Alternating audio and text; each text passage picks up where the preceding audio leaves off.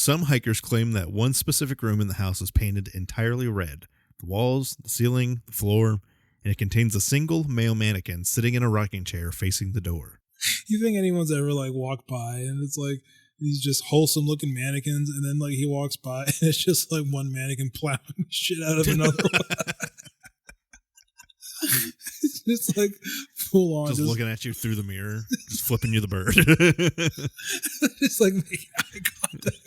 I don't know how a mannequin makes eye contact, but you know it's looking at you. It's just...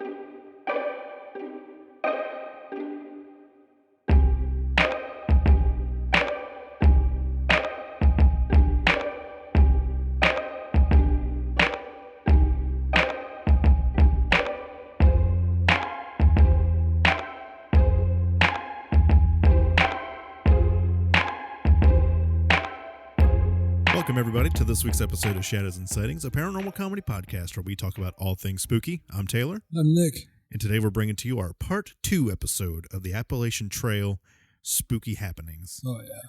Yeah. Had a lot of fun discussing the first time around, so we figured, hey, we'd keep this train going with a Part 2, our first multi-part episode. And I say multi-part because we might not end with Part 2. Yeah, there might be more. It might be a third part. Yeah, I'm pretty sure it's our first multi-part one. I thought we did. I know. What? I forget how many episodes in we are, but I could have swore we did like during spooky season, like a Halloween part one. I don't know. Maybe we did. Maybe we didn't. But regardless, yeah. Nope, I think this is our first one. Oh, cool. Shows what I know, which is usually a decent amount. I know stuff. Of stuff. I know things. Yeah. Before we get too deep into the podcast here, I do want to shout out our socials because doing that at the top of the episode apparently helps you guys find us because not everybody listens to the very end. So go follow us on Shadows and Sightings, a paranormal podcast on Facebook, Shadows and Sightings Instagram, or send us an email, shadowsandsightings@gmail.com. Send us an email on all the stuff you want to hear us talk about. We're also using new mics this week, so if it sounds better or sounds worse, let us know in the comments. We're getting there, folks. From humble beginnings. I think I still have our first mics. Our little dinky mics. The little dinky, like USB ones that we had. I thought we returned those.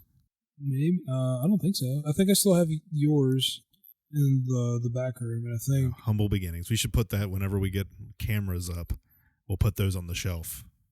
Yeah, that'd be cool. That'd be funny. Yeah, but you know what? Now that you say that totally checks out. And I don't even know why we didn't think about that before. Because, yeah, like how many podcasts have you actually listened to, like all the way to the end? Yeah. I've noticed that when I listen to podcasts, they always shout out their stuff at the beginning. And I don't know if that actually affects... No, that makes sense. Yeah, I thought so. But that makes sense, yeah. Yeah, there's a couple that I listen to that are very, like... methodical in how they approach it. Yeah, for sure.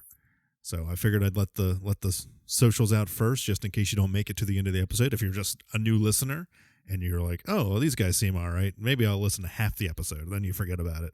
Now you know where to find us. Yeah. For future reference. So you won't forget about us. So make sure you tell your friends, tell your family, give us 5-star reviews on whatever platform you're listening to. Spotify, Amazon Music, all the good stuff. We're still working on Apple. Somehow, some way, we will get on Apple if it's the last goddamn thing we do. Before I die, I will fucking die on that hill. Like I'm going to. Like Apple, you are, for all intents and purposes, butt fucking us when it comes to getting set up with you guys. Are we on iTunes? Well, that's what. Are we on Pandora? That's what it would be. Yeah. Okay. Do people listen to Pandora for podcasts? I don't know. I use Spotify. I feel like most people use Spotify, but Spotify and Apple Music are the only two that I really know anything about. I'm going to assume that people still use Pandora, but I know my dad uses Pandora, and I roast him for it every single time. I was going to say, I haven't used Pandora in like 15 years. But I'll take it a step further. The way that it works, like when I upload the episodes, it'll tell you like what different platforms you can like network to. Mm-hmm. So like Podbean's like the central hub. I push one button and it just like disperses it to all. Sends it out into the ether. Into all like the linked sites. Yeah. There were ones that I've never even heard of before, but Pandora wasn't even on that list. So maybe, I don't know. We'll see. I mean, Pandora's more of a radio station, so if they don't have it, I wouldn't be surprised. Yeah. And don't forget, we also still have merch out on printful.com. Shadows and Sightings merch. Get a t-shirt, get a hoodie. We should get some new merch. We should do something. I was just talking to Britt, and she was like, "Oh, I got some free time now if you want some new designs." Yeah, we should definitely look into that. We should do a spooky collab. Get some... Let us know in the comments what kind of merch you're looking for. Hats? I Beanies? think trucker hats would do. Really trucker hats would be cool. We do need some trucker hats. They're kind of... That's the trend right now. Yeah. The A-frame trucker hats. I don't like them, but... What are the A-frame trucker hats? I had to really look into the research. Like, they're not always trucker hats, but the A-frames are a little taller, I guess, with like a wider... I don't know what's the front part of the cap called. Not the brim, but like right above the main part of the hat. I don't know. A-frame. It's so you get bigger logos and stuff on it. That seems to be the popular trend, and every sports team is going that direction. And I don't like it. I like my low-profile hats. I don't need my head looking bigger than it already is. You look great in any hat, so no problems there, because you've got a longer face. I mean, that's because it's the beard. The beard does help. If the beard's gone, then I have like a medium-sized face. It's still tall, though. You still got a longer face. That's just a nice way of saying I have a big forehead. No, your forehead's regular-sized. It's like it could be worse. Like it's like this. Could be like this. It could be a 5 or 6 head. It's a nice forehead. It's a forehead. Yeah. It's. You're generally well put together. You're a snappy dresser. Brittany's really worked on you over the years. As I sit in my... Well, this is podcasting clothes. That don't count. When you go out in public, you're generally pretty snappy. As I sit in my busted shorts and your underwear. My underwear and my friggin' milk stains from The milk stains? formula, yeah. Oh, okay. Baby Okay. spitting All on right, you. I didn't yeah. think about that. I thought you were just drinking gallons of milk at night. Oh, yeah. It's just like, That's funny that you say that because Britt's dad randomly dropped off like a gallon of milk, like on the front porch, which was like, okay. And we were sitting there, we were eating cereal and drinking this milk, and it kind of dawned on us, like, when's the last time you actually had just like a glass of like cold milk? And I was like, God, it has to have been at least 16 years. Like a regular milk. Just like regular milk. Just right? a regular glass of whole milk. Oh, now you're going even further because at least milk, I haven't had whole milk in a while, regardless of what I use it for. It's at least 20 years. I would say, yeah. Maybe like high school at least days. That, yeah. So 15 to 20. Well, I'll tell you what happened with my milk experience. Sure. Remember when we went to outdoor school? Fairview, whatever. Fairview, yeah. When we went there, we were there for a whole week. And if you don't know what outdoor school is, you go up, and at least in Washington County, you go out into the woods, quote unquote woods. It's far enough away from civilization that it feels like you're in the woods. And you're sleeping in little cabins with all your little classmates. You play games and all kinds of other stuff. We were there for a week, and you go to eat lunch and breakfast and dinner at the same place 3 times a day for 5 days. And the only options you have when it comes to drinks is milk and chocolate milk. And by the end of that trip, I never wanted to see another fucking glass of milk again in my life. I was so sick of milk. I went home and I drank 4 Nesquik teas. Just right off. I was like, I need a fucking sweet tea right now.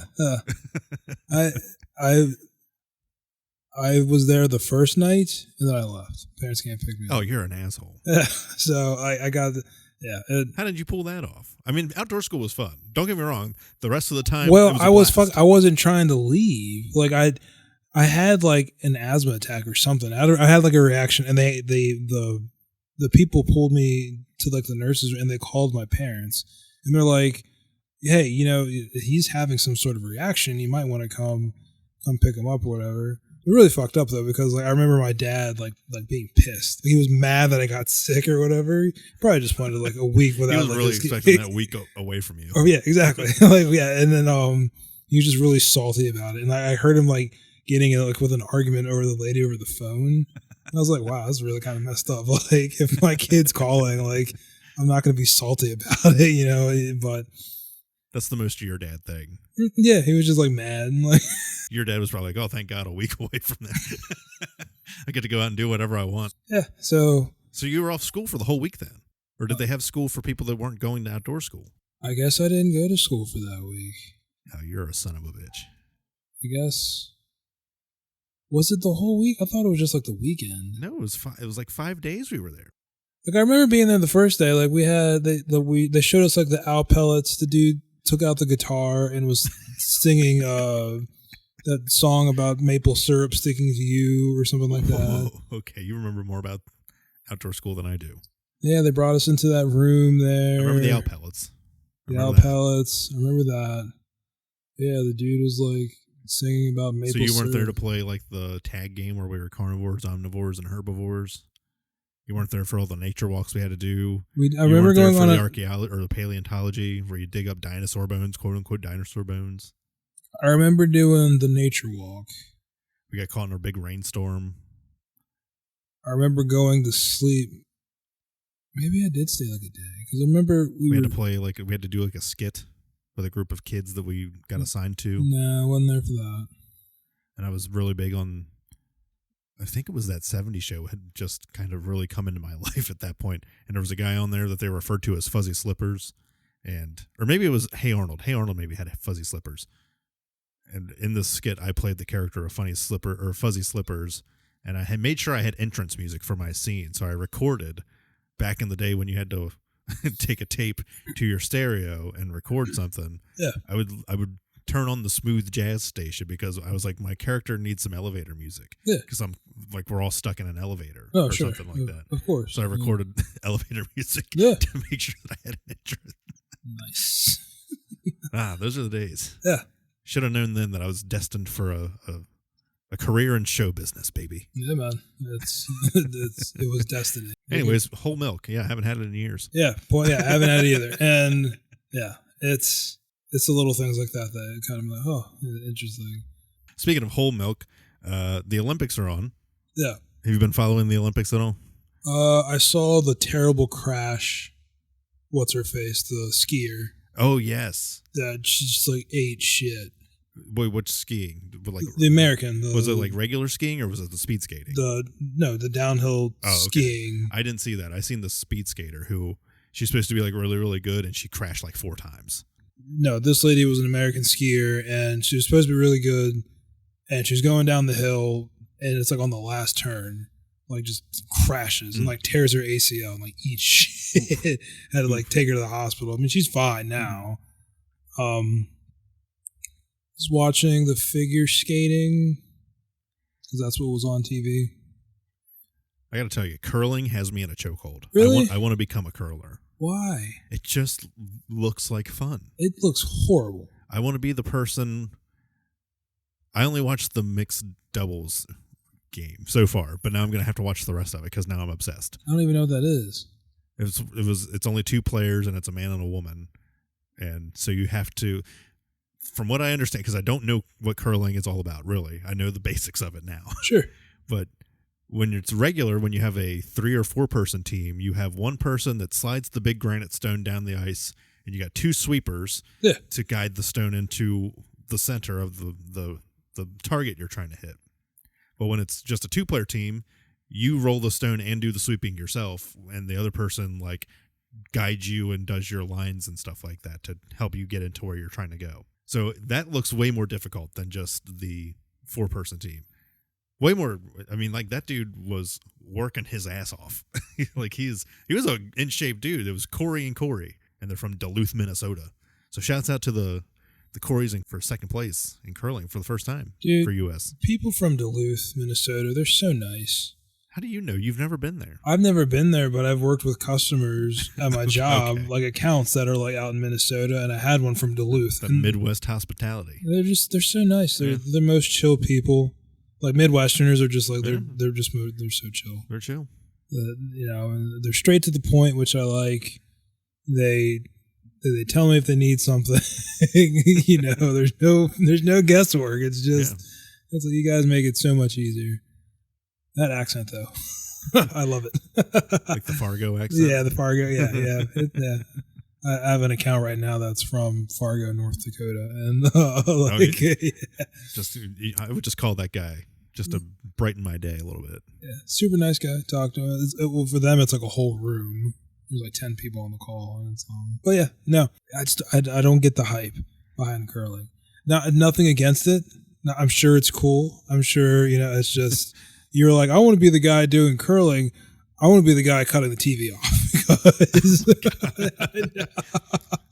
because I just have no idea what it's about. So I guess because I'm a bowler, I like bowling. Maybe that's like what it is. It's like the mix between bowling and darts and pool and cornhole, like all mixed into one while you're sliding a 50-pound granite stone down a block of ice. I'm sure if I sat down and gave it a chance, it'll be like, okay, that's pretty. It was fun. Cool. Yeah. Yeah.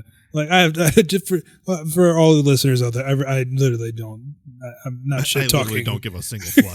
No, I'm not shit talking curling. If that's something that you enjoy, more power to you. I have yet to understand the ins and outs of it. It's like wrestling. Like I want to enjoy it. It looks great. It looks fun. But then like the one thing that like I don't understand is like, okay, so it seems more like a blend between like actual wrestling and like they're throwing skits. That's why it's called sports entertainment. Is that okay? Yeah, like because I know I ask you about it all the time. And I was like, I'm always happy to talk wrestling. Yeah, I was like, are they like actually like what is happening here? They actually do moves like it's real. Yeah, that's what I'm saying. So the best way I can put it, it's like watching a TV show. It's the outcomes are scripted, like they know who's going to win the match, sure, and stuff, and so they'll walk through the match usually before the show starts to figure out what spots they're going to do, and the referees and sometimes the wrestlers will call the spots in the ring. But like all the stuff they do is real, sure, like yeah. except for like punching each other in the face. Yeah, like there's sure. ways to. It's like a carny trick. Yeah. I was like, it's like I'm looking at it and I watch it. I'm like, okay, if that was truly legit, that dude would be knocked the fuck out. Well, I mean, but like even when you go back and watch, I've been on a kick of watching like the old '90s wrestling, the Attitude Era stuff. When I got into wrestling from my childhood, and you watch the Royal Rumble from 1999, and The Rock versus Mankind. Is that the one where he got hit with a chair and he just gets like hit blood? in the chair with about 30 times. Isn't he like bleeding from like his forehead? Oh, yeah. Yeah, They bled all the time back then. I mean, they're actually hitting each other with chairs and tables and all that crazy shit. So, like, it's not fake. Anybody that tells you wrestling is fake, that's not true. Yeah. The outcomes are predetermined, yes, but once they get in the ring, like, real stuff happens. That's what they actually hurt themselves. That's what I was, like, trying to, like, that's what I can understand. I was like, I can't call it fake because like you can't fake that. Yeah. Like they're clearly like wrestling, but then they start to talking to each other and like all the dramatics come out. I was like, okay, that's the part that I'm like, wait, what is this? Well, it's you can't like wrestling is fun on its own just to watch a match, but once you watch a match that has a crazy storyline going into it, it makes it so much better to have that payoff. Like the dramatic entrances and stuff like that, and it's like, oh god, it's the Undertaker, and it's just like comes rising at him. Back in the day, in like '99, he was doing the Ministry of Darkness. They were literally sacrificing people on the stage, like not real, but it was. He would tie them to this big Undertaker symbol, which was a giant cross, and hang them from the rafters. Yeah, WrestleMania '99. They literally, the big boss man was a guy, I think he passed away, but so it's Undertaker versus him in a Hell in a Cell match, which is a huge cage surrounding the ring. Yeah. And at the end of the match, a couple of guys drop a rope down through the cell, and he ties a noose around the big boss man, and they raise the cell up, and it hangs him in the middle of the ring. It's like, Jesus, they just do anything back then. Unhinged. Yeah. It was definitely crazy, but man, it's so good. Yeah. So good. People are like, wrestling's fake. It's like, and the Avengers aren't? What the fuck are you talking about? I know. I know it is. Yeah. No, it's like I'm not like trying to offend anybody, but like I get like what people are saying about that, but like I just want to understand it more.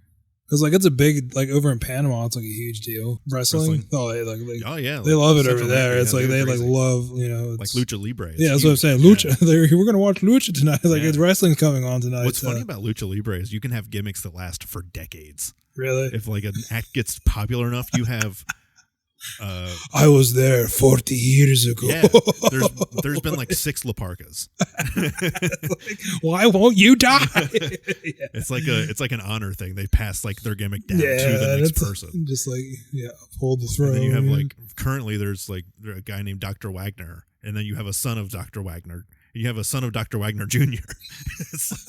Hijo del Dr. Wagner Jr. It just keeps going. It just keeps going. Yeah, that's dope. See, I can buy that. I can appreciate that. Yeah. It's that's awesome. Yeah, no, more power to you, then, man. Curling, it was just a fun watch. I was like, Sure. I sat down, had no intentions of getting into it, and then like halfway through, I'm like, you're sweeping when you should be cleaning. Come on, get in that button. Like, let's fucking go. Yeah. Of course, Team USA. I'm hyped.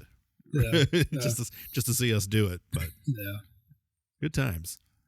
Anyways, you guys came here for spooky stuff, so let's talk some spooky stuff. Nick, you said you had something this week that you found on your travels through the internet about some new alien footage or something along those lines. A UFO sighting that's the cleanest footage anybody's ever captured.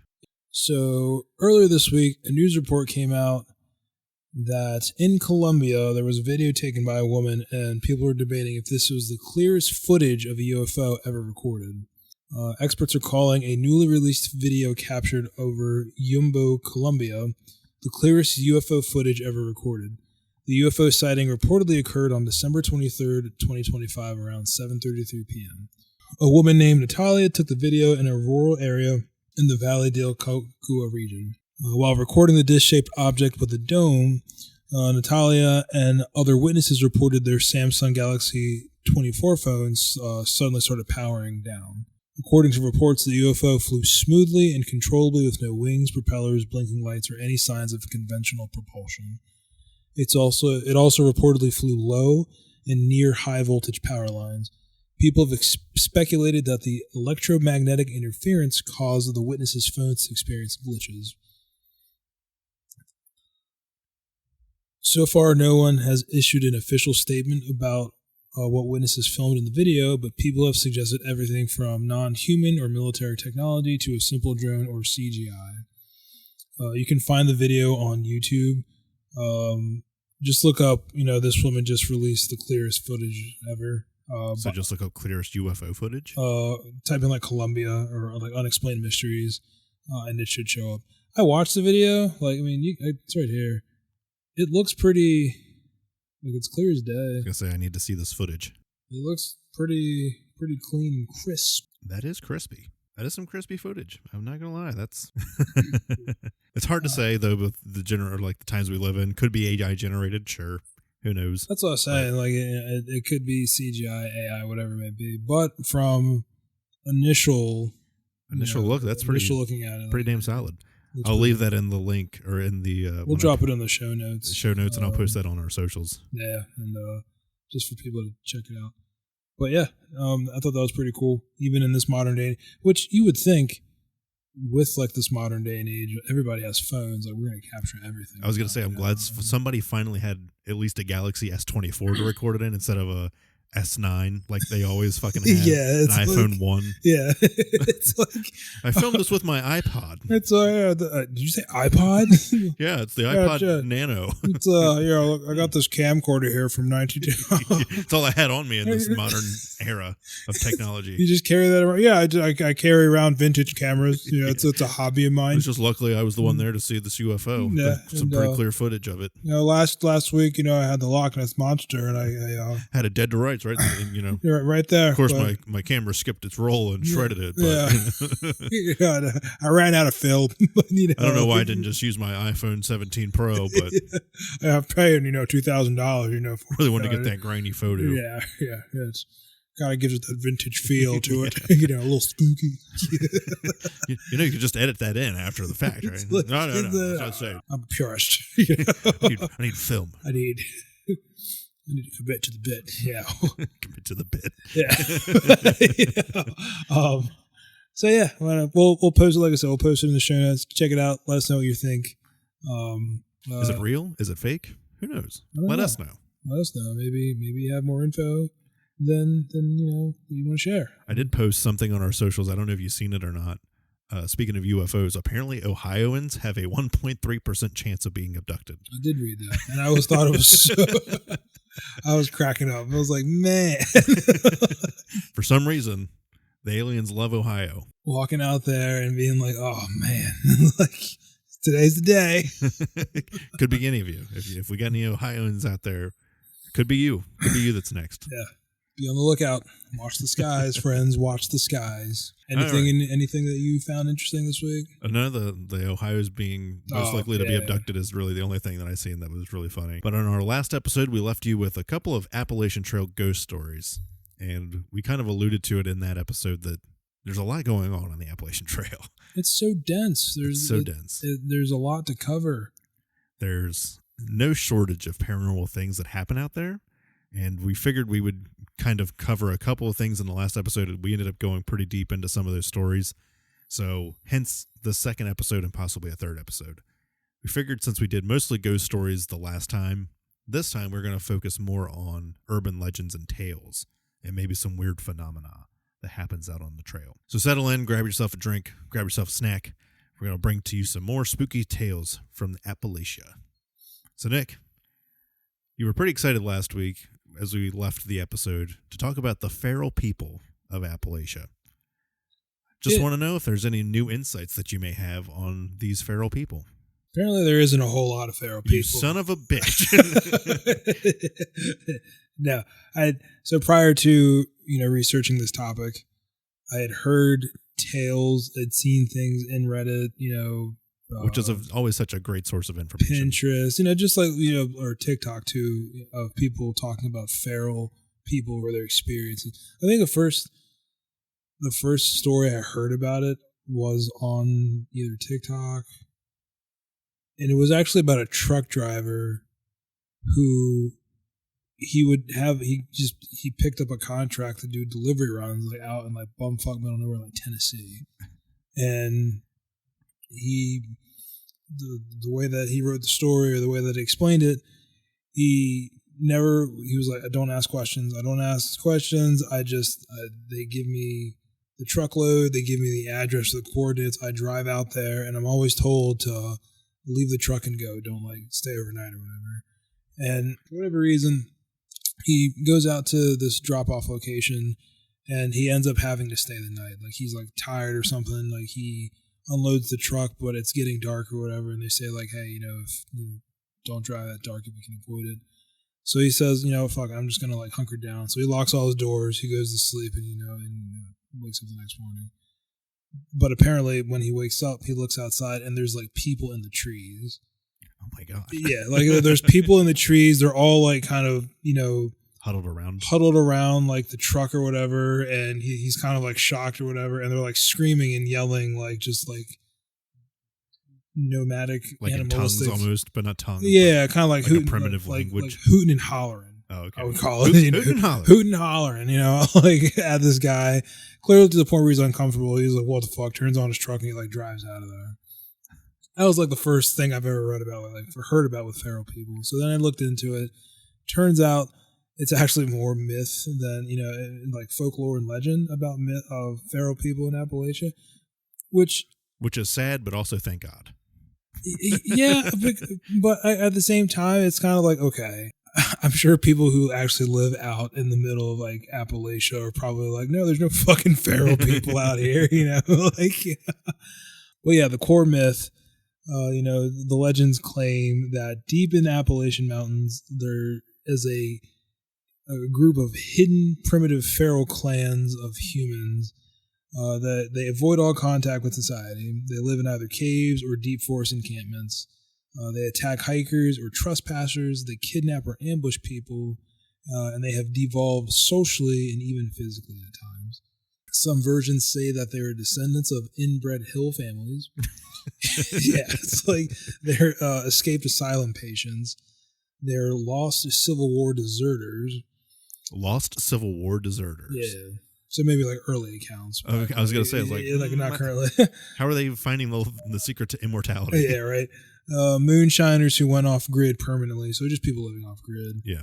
Or even something not fully human. These stories often come from hunters, Appalachian Trail hikers, campfire lore, and Reddit threads and TikTok accounts. Of course. So no trapdoors on the AT. I didn't find anything, but I could have swore I heard that somewhere. Yeah, that I've seen videos and stuff, and of course it's probably just people that edit the videos, but guess once a year, I'll go down the Appalachian Trail rabbit hole on how to hike it, what's kind of stuff to bring, what to expect, all this kind of stuff. And every now and then, if you're not paying attention, it'll bring you to another video, like the next video. And it was a person hiking the AT by themselves, and they're like just panning around, and you see shadows going through trees, and like, whoa, what was that? Yeah. Then they'll start screaming, like the feral people will scream. Yeah, like hoot and holler. Yeah. And just like, and like turn around, and there's like a person like coming up the trail after them, and that's when they like start running, and gets real shaken, and it turns off or whatever. It's like the lost footage kind of video vibes. But so I've seen those videos, and it's kind of creepy because it could be. I was like, it could be real. Not that particular video is real, but something adjacent to that happening. No, I'm sure seems absolutely impossible. I'm sure it's a possibility, and it's like it's appeared in like pop culture before. Like the X-Files had an episode where there was a family like out in like rural, I forget where they're at, like Tennessee or Wisconsin or something like that. And there was like a family of inbred hillbillies essentially but they were feral. They were, there was like the mom was the matriarch, but she was the one having all the babies, and then the brothers were like cousins, and the cousins were brothers, but they were like not. Yeah, it was like they were really like messed up. They were deformed. Sounds like an Alabama family reunion. And they were like murdering people in the town. They were crazy. They were batshit crazy. So like that theme keeps coming up a lot. Isn't that the whole basis of like the hills have eyes? It could be. I think that's what it is. It's like inbred families, like just feral people living out in like the desert. Yeah. So like it kind of like leads to like the next big thing. So like, why does this myth actually exist? And I think what we talked about last week and kind of re-exploring this week, Appalachia is like just super isolated. The region, it's a dense forest. There's steep terrain. Historically, there's a lot of parts within Appalachia that were hard to access, and it's filled with hollers. For those of you who don't know what a holler is, it's just like a remote valley community. I was going to say, it's the country way of saying like, it's a valley. Yeah, valley, yeah. However, we hear isolated, but that doesn't necessarily mean undiscovered civilization. Right. I think our brains tend to think of, oh man, that's a rural family living out in like the middle of nowhere in Appalachia. They must be so disconnected from society. And I think that's where that feral thing kind of starts to come from. Yeah, that could be. A lot of stereotyping kind of comes into play. Appalachia has long been stereotyped as backwards, uneducated, violent, inbred, and primitive. Gee. Yeah, right? Like I don't know how any of those stereotypes could have got associated with Appalachia. Yeah, right. Like but those stereotypes date back to like the late 1800s when journalists, industrial investors described the city folk coming up the region as strange and other. Yeah. So yeah, you think you've never been, in like the deep forests of Appalachia, and you come across some things, you're going to question that. So I get where the stereotypes are coming from. It doesn't mean that they're right or make it okay. But in all reality, it's probably just people living off the grid. They've probably been doing so for hundreds of years, for sure. Whole family generations, so of course, hermits, survivalists, backwoods squatters, and just people living in remote encampments. I was going to say, and it doesn't hurt the fact that there's thousands of undocumented caves and tunnels all through the Appalachian Mountains and through like where the trail, like off the trail. Yep. So people just go up there and just go into a cave and decide that's where they're going to stay.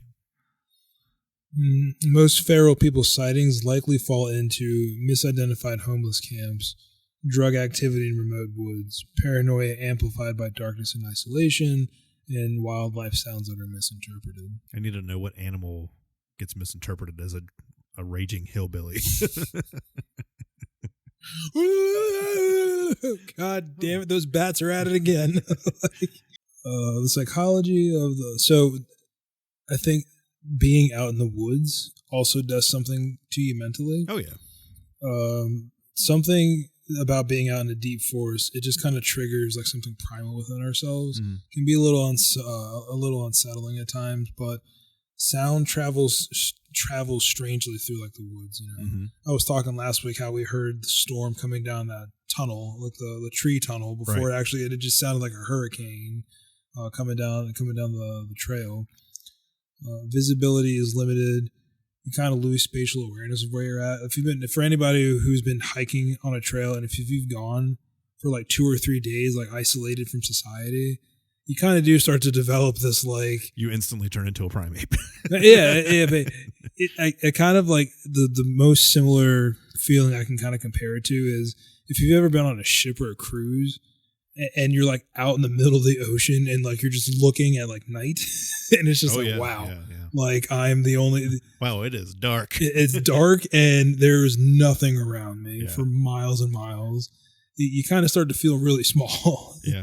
Kind of the same way when you're like hiking out on the trail. I'm sure it kind of, I mean, it messes with you psychologically too. I've never been on a cruise, but I can imagine there's no shortage of people that walk out on the deck of a cruise ship and it's pitch black all the way around. It's like, if I fell off this right now, nobody would know. Yeah, it's I'm saying, like I'm done. It's like the call to the void or whatever. Yeah, it's like, I could just jump off right now. Yeah, I could do it. I could fucking do it right now. You know, like staring into the abyss. Like I would die. Yeah, but like no one's gonna know. They're not gonna stop the ship. They're just gonna keep on going. And by the time they turn back around, I'm dead. I'm ready. Dude, it was like really crazy though. Like went on that cruise earlier last year.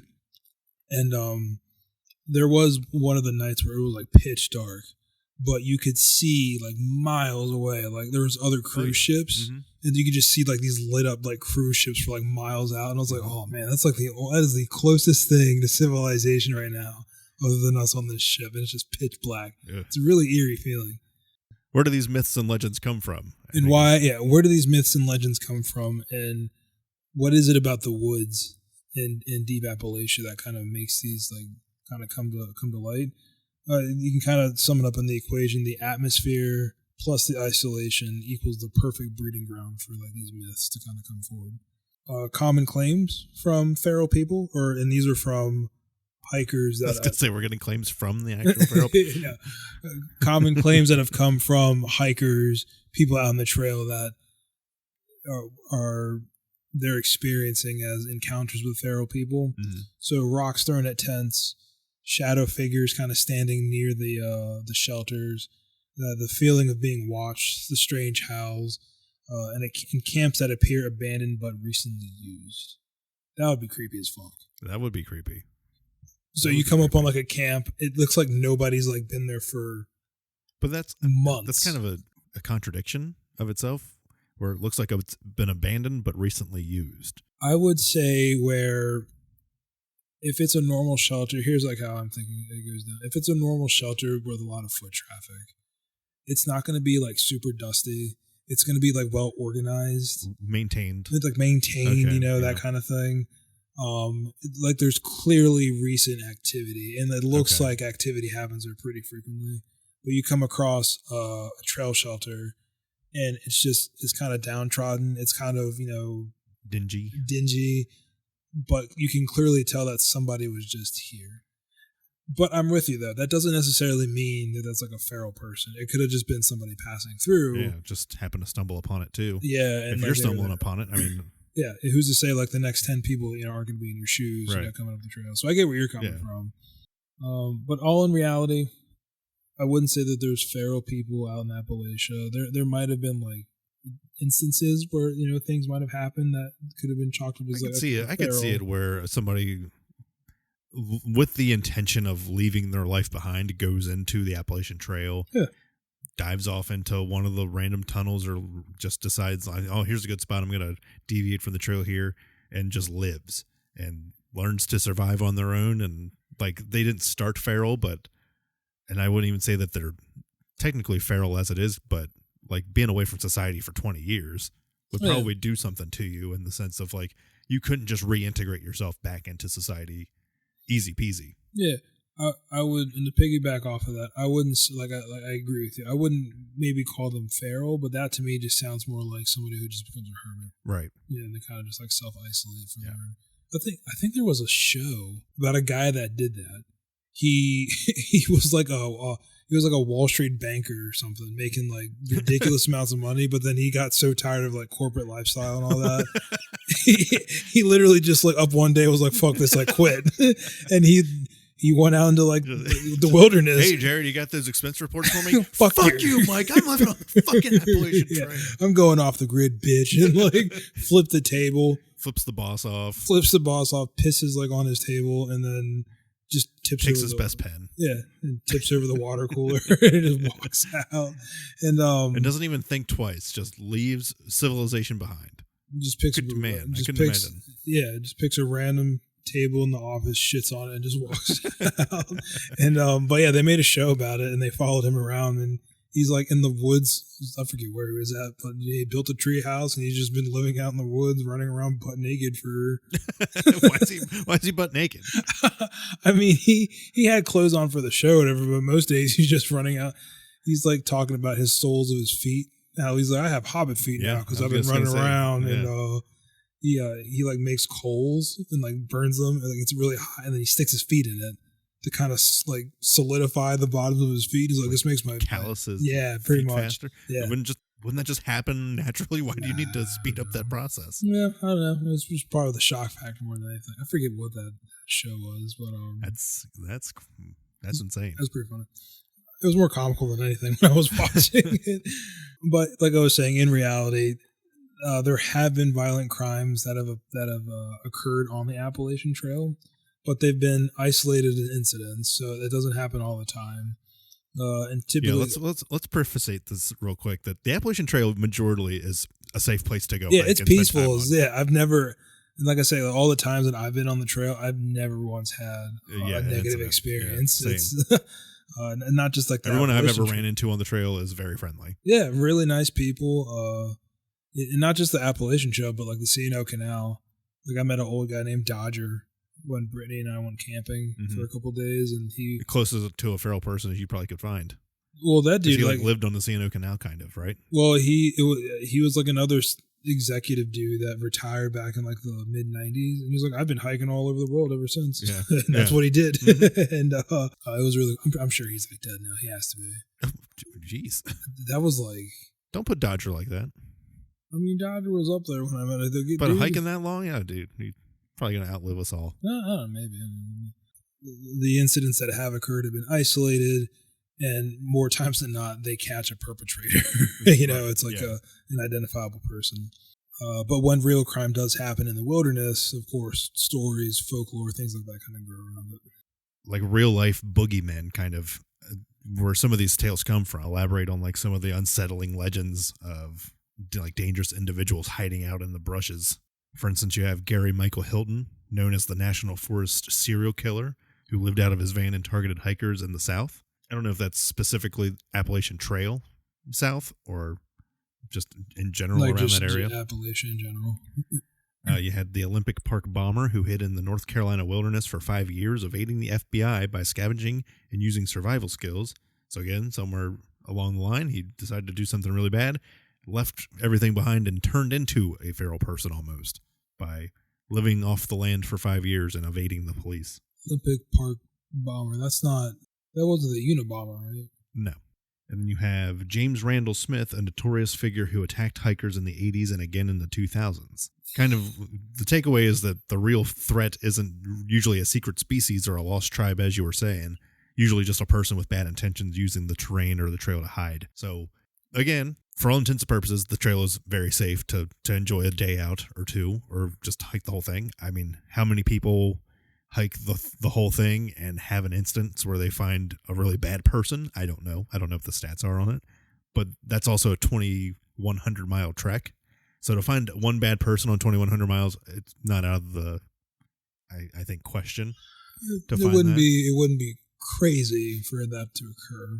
Yeah, but it's like one of those things where, like you were saying, these couple of instances add fuel to the fire of feral people being around, and their intentions are always bad. Yeah.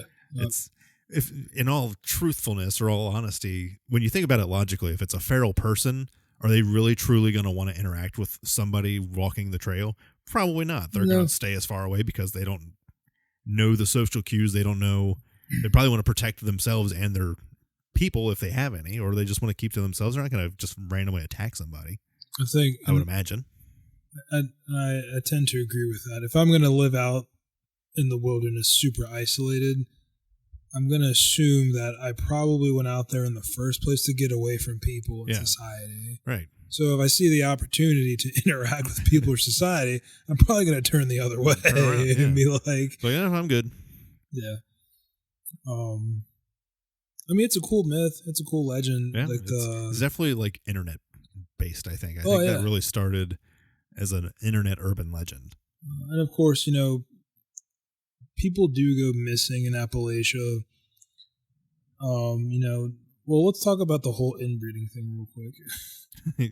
So, probably the darkest version of like the feral people myth is that these clans, these feral clans, are the result of extreme inbreeding in isolated mountain families. In reality, yes, there are isolated communities, and historically they had limited marriage pools. However, there is zero evidence of any wild clans forming through inbreeding. There's just like nothing to like corroborate that. It's all like hearsay in Hollywood. Of course, it's just folklore. And, the idea heavily mirrors horror films like The Hills Have Eyes or Wrong Turn. That kind of like played off of that trope, that it's like, hey, that guy must be inbreeded, Texas Chainsaw, was that like another inbreeding thing? Yeah. Was it Leatherface? Mm-hmm. Okay. People go missing. That's another thing. We're like, well, why do so many people go missing in Appalachia? Like who's taking all these people? Where they go? Bro, they just get lost on their own. Yeah, a lot of people do go missing in Appalachia, but you gotta consider it's massive wilderness. The weather is unpredictable. The terrain is dangerous, and I think a lot of times people who actually want to go hiking on the trail, they kind of underestimate like how actually intense it is. Yeah, or it can be. It's not just a walk in the park. It really isn't. Like people who go hiking the whole AT, like they're training. Like the ones who are serious about it, they're training for like months and months on end before. Well, that's not. I'm not going to say that's not true. There's a point where, from everything that I've read, this is not really paranormal related at all, but have watched people train for the Appalachian Trail, but there's only a certain amount of training you can actually do. By like the 60th mile into the trek, that training's done. Like you've outperformed your training at that point. Yeah. So like you're training while you're on the trail. Like there's no preparing for something like that. Yeah. Okay, that makes sense. It's like on the job training. Yeah. Okay. Most disappearances are explained by falls, getting lost, exposure to the weather, and then of course animals scavenging for remains. If somebody does go missing, they die. But there's no credible evidence of organized feral communities abducting people, which also kind of leads to like another thing to point out. If these are truly feral people, but they've somehow figured out a system where they can abduct people and they can, add them to their like meals, like, as like a sustenance, like that's pretty intelligent. That's like, that's not really feral. That's not feral. That's pretty calculated. You know what I mean? Yeah. Which also contradicts with the whole thing. Well, okay, well, if they're not feral, then maybe they're like just mountain clans of, these like, nomad people that, but then again, there's just no evidence that supports that. Right. There was a show on AMC, which is actually pretty cool. Who's the dude you watched? Did you watch Sons of Anarchy? A little bit, yeah. Do you remember Opie? Yeah. His buddy? Yeah. So there's like another show on AMC where that's what it's about. It's about this like dude who he grew up in like Appalachia somewhere, like in the deep forest, and he was a part of like a feral clan, like a nomad group of people living in the woods. Okay. And he ends up leaving and goes to the city and like enters society, but then he comes back and he's like trying to reintegrate with like his clan, But Opie is like the leader or whatever of like the clan. Okay, interesting. But they're like mountain people. Yeah, they're like feral mountain people. They're like riding their ATVs through like the mall and like just taking all the shit that they want and then like driving back up into the mountains and like. That's not feral then. Yeah, they're kind of just like nomads, like pirates, but Appalachian pirates. Appalachian pirate. That sounds fun. Pirates. Yeah, I mean that's pretty cool. I mean they do some weird shit. I want to start a hiking group called the Appalachian Pirates. That would be a baseball team. Would it though? We could get like a little group together. We're just pirates. We just go into cities and off the trail and take what we want and take it back onto the trail. Alex, first part, that last part. No. Who knows? Somebody might do a podcast about us if we did that. Yeah, right. Did you guys hear about the Appalachian Pirates? It was a group of podcasters that started out as podcasters, but then they went on to become actual Appalachian Pirates and started a clan called the Appalachian Pirates, and we're going to talk about those guys today. Built a huge fortress up in the hills, and somehow they found 18th century cannons to fire at people coming up the trails. And believe it or not, Use flintlock pistols. and they're thriving. They're yeah. They got like 1,400 people are up there. Law enforcement can't get through their fortress. They call it New Nassau. So lastly, why won't the myth die? So why isn't this going away? I have a theory. It's because it's fun to talk about. It's a fun thing to do. It's fun to speculate on what could be out there. It's fun to. Am I right on this? Well, that's it's pretty close. So Appalachia feels old, and mysterious. I think it is one of the oldest mountain ranges in the world, and I think the aura behind Appalachia is that it's always going to be that way, and people are always going to talk about it. There will always be a piece of Appalachia that when you bring it up, your mind kind of like gravitates towards like the mysterious and the unknown because it's so vast. When you get the Smoky Mountains down there too, it's always covered in fog and shrouded in mystery. Yep. Stereotypes, class stereotypes, any sort of stereotypes.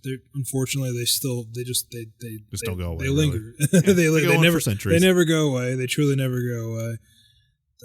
Social media tends to amplify, these kinds of stories. So things like creepypastas, Reddit, TikTok. You can go on. The biggest thing right now that I've noticed on TikTok is the lost footage. Like everybody's fucking doing that right now. It's you can take like any cryptid, any sort of like paranormal thing. I guarantee you'll find some sort of lost footage. Yeah. All this new AI generated stuff. Yeah. Fear of isolation is kind of a universal thing, which I think is kind of interesting. You can go any part of the world, any sort of like isolated forest, or like what I was just talking about, being out in the middle of the ocean. There's like that thing within us that just triggers that sense of like dread. So I think so long as we always have that, we're always going to try to find a way to explain that. And I think these stories kind of come out of that. Yeah. And like the last thing, like you said, people just love hidden civilization stories. People just love talking about the possibilities. Campfire lore. Like you said, it's fun to tell a spooky story about feral people in the Appalachian Mountains while you're on the trail. Yeah. Just to freak your buddies out. Yep. And like in Appalachia, we have, these stories of feral people here, but you can go to any part of the world and you'll have some form of story or myth, legend that kind of is in the same, realm. So out in the Southwest, we have the skinwalkers. In the Pacific Northwest, we have, Cannibal Hill tribes. There's like folklore behind that. And then, of course, for people like up north, like New York, major cities, you've heard of like sewer people, So sewer rats, rat kings and things like that. So it doesn't. Like in Hey Arnold. yeah, exactly. Doesn't he like play chess with them? Yeah. He's like, he beats him like 40 times in a row because the guy's a moron. He gets so mad. He's like, I don't understand. Yeah. So yeah, I think that's why these myths will never really go away. And just to kind of wrap it up with the feral people, I think a lot of it is just a small percentage is just misunderstood isolation. Another small percentage of it is real poverty and off-grid living. But probably the biggest thing of it, is just internet horror. Mm-hmm. People just amplifying, what they find and what they think, and people just running with it. Yeah. All very viable options. That's my take on feral people. I thought it was cool. Are you a little disappointed you didn't find that they're like actually real? Or are you a little relieved? Does it make you feel better about going back out on the Appalachian Trail this year? I mean, I didn't believe that they were feral people to begin with. I honestly would have thought, though, that I would have found more incidents, or you know how like people report sightings of Bigfoot. There's so many like sightings reported about Bigfoot, but there's like never really like any like quote unquote credible evidence that actually suggests that he's real. I thought it was going to be more like that, where there's like a crap ton of reports of like feral people out in Appalachia, but there's just like no credible evidence. But no, I found the opposite. There's nothing as far as people reporting feral. It's more like just stories and campfire stories and myths, but there's like no actual Joe Schmo was hiking, and I saw like 50 feral men, and they came out there. They were running around butt naked with their danglings hanging out everywhere. I got mollywopped by that guy. Nothing like that. It was just like, so. Let's go find him and put some pants on. Yeah, exactly. Show that guy. Teach him how to modernize. Teach him all about the glories of manscaping. Self-care. Moisturizing. Shaving. Yeah, nothing like that. So that was more my take on it. It was still pretty cool to research, though. Yeah. I liked it. I'm relieved there's no feral people that are going to kidnap me while I'm hiking up to the Washington Monument this year. Yeah, yeah, that would be awful. Like I said, we're kind of going to do a little bit urban legend stuff. So the ones that I have that I wanted to kind of bring to the table here. The first one is the Brown Mountain Lights, perhaps the most famous unexplained phenomenon in the Appalachian Trail region, located near Morganton, North Carolina. Have you ever heard of the Brown Mountain Lights, Nick? I saw it in researching it, but I didn't dive into it too much. So this will be an eye opener for me. The lights have been seen for centuries from overlooks along the Appalachian Trail and the Blue Ridge Parkway. So unlike a haunting with a single ghost, the lights are a geological and atmospheric mystery that has stumped everyone from local farmers to NASA scientists. Witnesses describe the lights as glowing orbs that vary in color, usually white, blue, red, or yellow. They don't behave like lanterns or flashlights. They appear to rise from the valley floor, hover above the ridges, and then dart horizontally before vanishing. They're completely silent, and they are most commonly seen after a rainstorm when the air is clear, particularly in the autumn months. You know what? Now that you say that, I think I have heard it. Is this kind of similar to swamp lights a little bit? I think so, yeah, like swamp gas. A swamp gas thing. I think I have heard about this, but I never. So, yeah, it's interesting. Because the lights have been documented since at least the late 1700s, various cultures have their own explanations. The Cherokee legend is the most famous story, tells of a great battle fought between the Cherokee and the Catawba in the year 1206. The lights are said to be the torches of the spirits of the Cherokee women still wandering the ridges searching for their fallen husbands. A colonial-era legend tells of a plantation owner who got lost in the mountain. His loyal servant went out with a lantern to find him and never returned. The light is said to be that servant's lantern still swinging in the dark. Then during Prohibition, many believe the lights were signals used by moonshiners to alert one another when revenuers or federal agents were approaching. I kind of like that one. That's kind of fun. Yeah, that's neat. That's practical. Yeah. Like they're practical. I like that. Yeah. It's like Paul Revere, but not Paul Revere. The Federals are coming. The Federals are coming. The Federales are one coming. if by lantern, two if by skylights. I like it. The U.S. government has officially investigated the lights 3 times, 1913, 1922, and 1977. In 1922, following a massive flood that knocked out all the power lines and halted train traffic, the lights were still seen. This ruled out the theory that they were just reflections of locomotive headlights or town lights. Skeptics often argue the lights are just a fata morgana, a complex mirage of headlights from nearby Highway 181. More modern scientific theories suggest that they are piezoelectric discharges. Brown Mountain is full of quartz. Some believe that the shifting of the tectonic plates or the weight of the mountain puts pressure on the quartz, creating sparks of electricity that rise into the air as plasma orbs. Have you ever seen ball lightning? I've never seen it, but I've... But you've seen heard of what it. It is. Yeah. It's very rare, and the few occasions where it's caught on camera is kind of but it looks creepy as mess. Yeah. It's almost like sentient lightning. It's almost like it's thinking. It's like walking around. It's like kinda walking. Yeah, it's pretty trippy. Yeah. I was watching, what was that show? It was like the Make the Osbournes Believe. Yeah. The Osbournes Believe, and Jack would show Ozzy and Sharon something, and Ozzy every time, oh, it's just ball lightning. It's just fucking ball lightning. Really? Yeah. It's fucking ball lightning. And not everything's ball lightning, Ozzy. So if you're hiking the AT in North Carolina, the best vantage points are the Brown Mountain Overlook on North Carolina Highway 181, Wise Man's View on the edge of the Linville Gorge, or the Table Rock Summit. From this high point, hikers have reported seeing the lights actually floating below them in the gorge. That sounds pretty sick. I kind of want to check that out. Yeah, get down to North Carolina and see if we can find them. What makes the Brown Mountain Lights unsettling for hikers is the isolation. When you're standing on a dark ridge at 2 a.m. and a red orb silently rises out of the trees just a few hundred yards away, logic tends to go out the window. Many hikers report a feeling of static electricity in the air right before a sighting. That would be fucking creepy. Yeah, that would be weird. That would it's be the Great Pumpkin. Yeah, right. I would be. Oh my gosh, that would be. Yeah, that would be terrifying. Yeah, that's all I've got on those. What are your thoughts? I think it's Appalachian swamp gas. I'm going to chalk it up to something along that.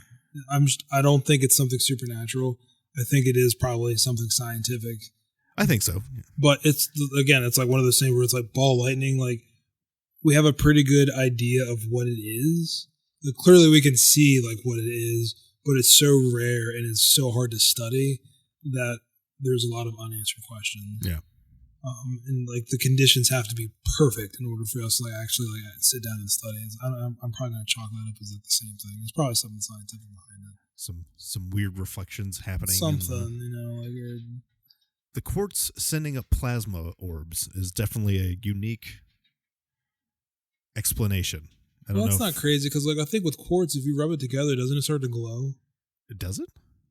There's something. I've never rubbed quartz together. There's something about it. It could be like there's something about quartz where if you like rub it a certain way, or if you like other minerals, you combine it and like together, it starts to glow. I have to look into it. Like start actually rubbing it the right way. Yeah, just starts glowing.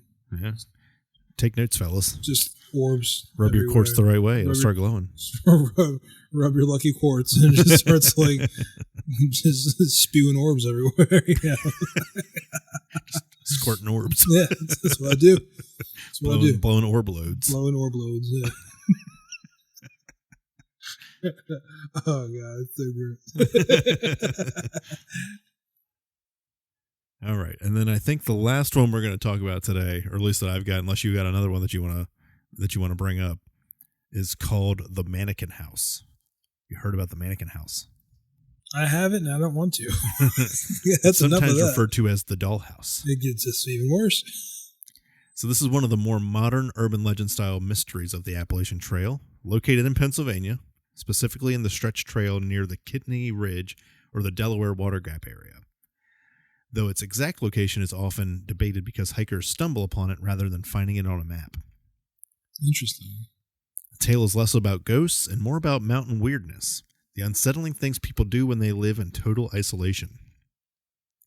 So the house is described as a dilapidated 2-story farmhouse or cabin sitting just a few hundred yards off the trail, partially hidden by dense rhododendrons and overgrowth.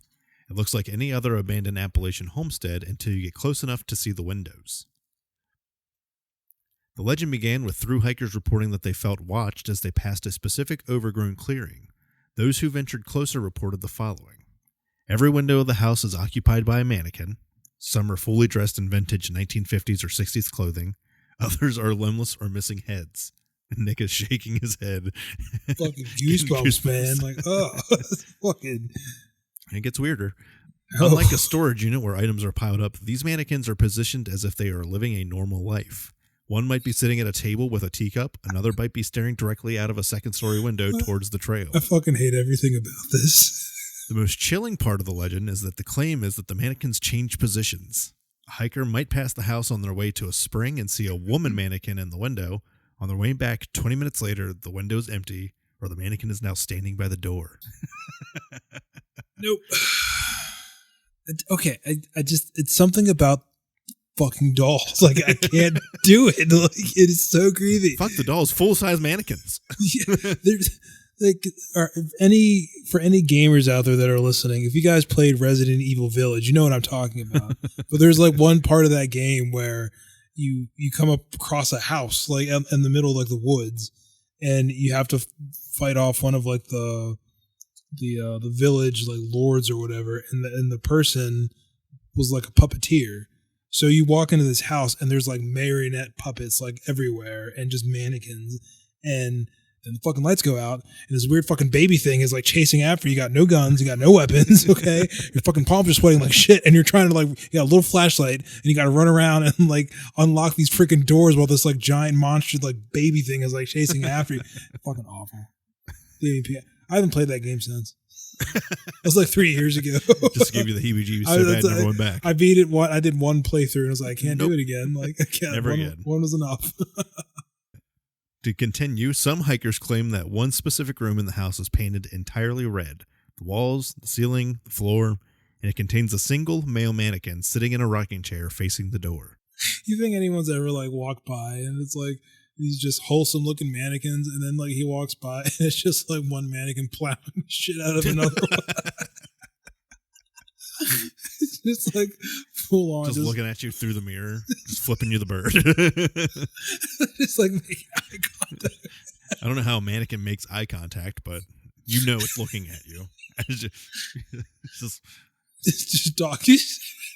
Just straight up doggy style, or just like they're really not even that, just like really like insane positions because they're mannequins. They can do anything. I think they're fucking. Like it's just like, oh god, like he's so contorted in all these ungodly ways. Why is there 6 mannequins around that other one mannequin? Oh my god! It's like it's the 6 black mannequins around the one white mannequin. I've seen this before, but where? How is he even doing that other mannequin? I'm so confused. Look at his giant mannequin dick. It's like, why does he have that? So many. Put a dick on a mannequin. Who puts a dick on a mannequin? So many questions. Oh man, that would be terrifying to see a dick on a mannequin staring at you through an abandoned house on the Appalachian Trail. It's not even the right color. It's like a white mannequin with like a black phallic thing, or like a rainbow color. Looks like he had work done. Oh. The reality is likely a mix of eccentric outsider art and deliberate intimidation. Locals suggest an elderly man or a recluse once lived there and used the mannequins to keep himself company or as strange art project. That's even weirder. I don't like that an old man would just keep mannequins in his house. It just keeps getting worse. It was already like awful. Now it's really fucking awful. What would you prefer to have in this mannequin house? A mannequin house that's full of just mannequins that may or may not be able to move on their own, or one elderly man who talks to the mannequins as if they are real people? Probably the first option, because the second option is more just sad and scary. It's more just like... Okay, I'll make it worse. What if he's like a deranged old man who tries to convince you to like stay for like a dinner party and then you turn out to be the dinner? Like, and... Is he like the one feral person in Appalachia? Kind of, yeah. Like he's a feral person for real, but the mannequins are like his coping mechanism for human interaction. Why does he got to eat me, though? Because he's got to feed his family. What family? The mannequins.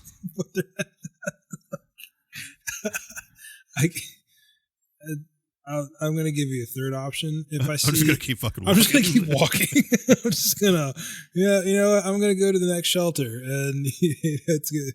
And we're going to call it a day. Another theory is that it's the keep out strategy. In the Appalachians, no trespassing signs are often ignored, so some property owners found that a porch full of headless mannequins is a much more effective way to keep hikers from wandering onto their land than a piece of tent. I feel like most people, if they saw that, they would be more inclined to explore that, as opposed to, like, if I come across, okay, if I'm being serious, if I come across that, like, a part of you wants to figure out why. I need to know.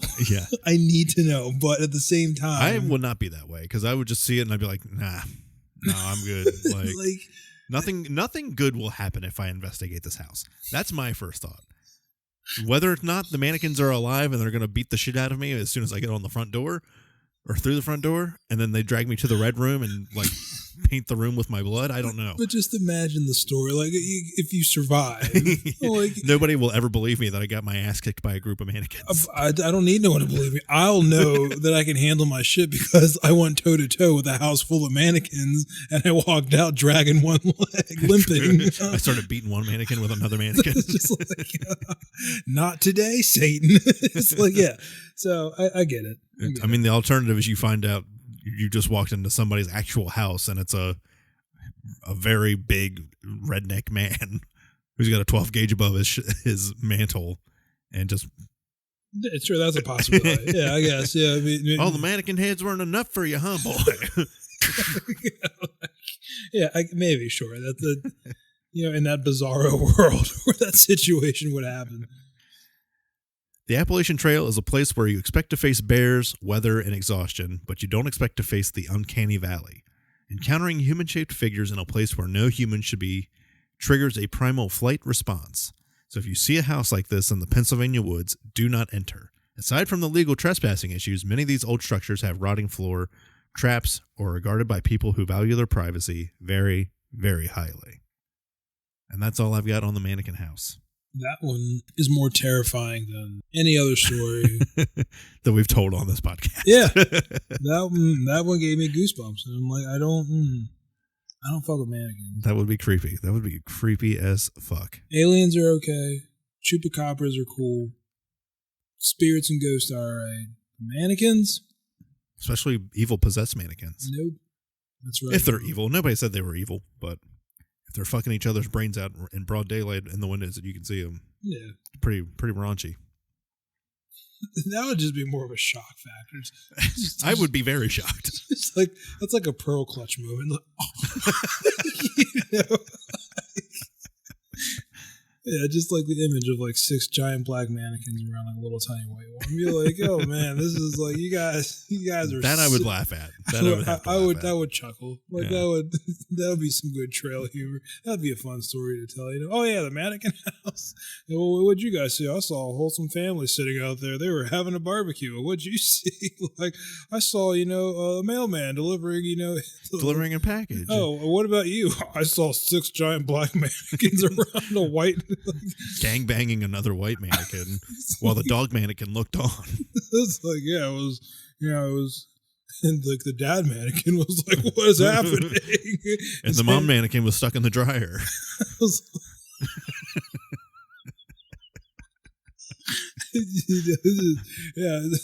I don't think we saw the same house. I think they say that you see what you want to see when you pass by that house. Oh God! Oh no! Yeah. Oh man. That one. Yeah, that would be an experience. Like the mannequin house. Oh shit! Well, I think that's a good place to wrap up this episode of Appalachia Part 2. So that means next week I think we're gonna have Appalachia Part 3. Where we can talk about cryptids and alien invasions happening on the Appalachian Trail. What do you think, Nick? I think that's a good idea. wrap up the trail a little bit in a 3-part episode. Trail lore and getting ready to go into the spring season here. Yeah. The next few weeks as you guys get ready for hiking season again. So yeah. Yeah. Like I said, if anybody out there is planning on hiking the Appalachian Trail this year, like through hiking the whole thing, good luck to you. That's a hell of an accomplishment if you can make it the whole way. If you plan on doing that, let us know. If you keep us up to date on your trail journey, that'd be awesome. Like, tell us what you see out there. See if you've run into a mannequin house, or if you see the lights, or if you see any quote unquote feral people. That'd be awesome to hear your stories. And if you've got any other Appalachian Trail stories that you've been told or have been passed down through like a campfire lore type setting while you've been out on the trail, if you've done it before, we'd love to hear those stories too.